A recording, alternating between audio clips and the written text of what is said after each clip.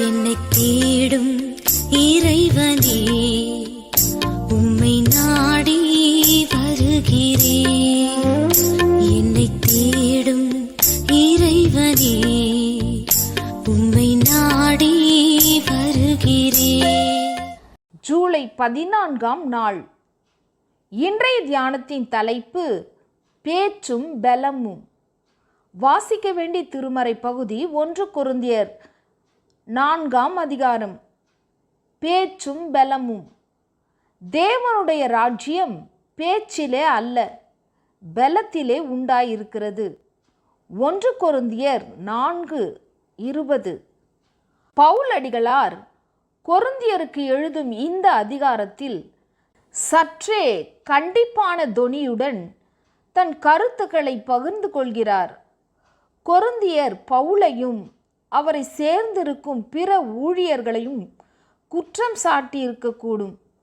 பவுல் அவர்களிடம் தன் உக்கிரானத்துவத்தையும் பாடுகளையும் விளக்குகிறார்.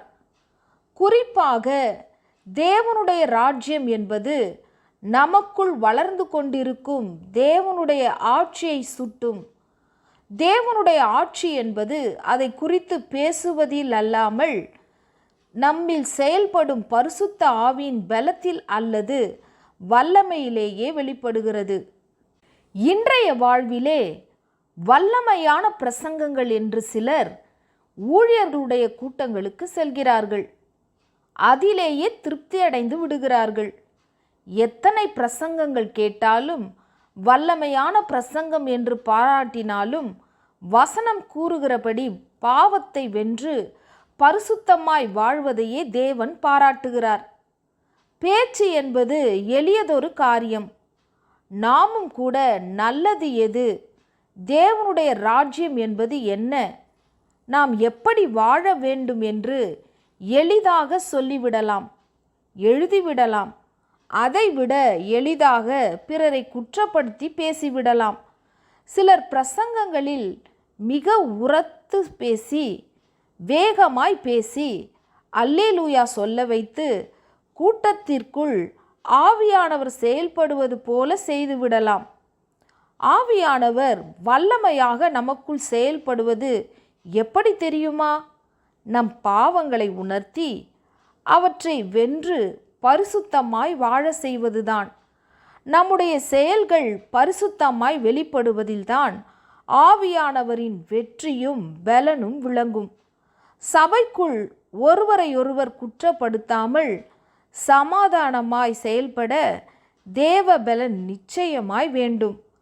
நான் எனும் ஆணவத்தை அடக்கி பிறருடைய உணர்வுகளை மதித்து நடக்க நம்மை தாழ்த்த நல்ல மனபலன் வேண்டும். நம் சிந்தைகளில் கரைபடிந்த பாவ உணர்வுகள் தோன்றும்போது அதை மாற்ற ஆண்டவர் பலன் தர வேண்டும்.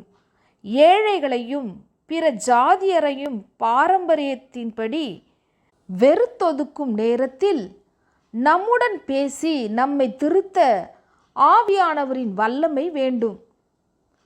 தேவ பலன் என்பது பாவத்தை வென்று பரிசுத்தமாய் வாழ்வதற்கென அளிக்கப்பட்டது. தேவ பலன் என்பது பாவத்தை வென்று பரிசுத்தமாய் வாழ்வதற்கென அளிக்கப்பட்டது. ஜெபம். வல்லமையுள்ள தேவனே, நான் சொல்வீரனாக அல்ல, செயல் வீரனாக வாழ உதவி செய்யும். ஆமேன்.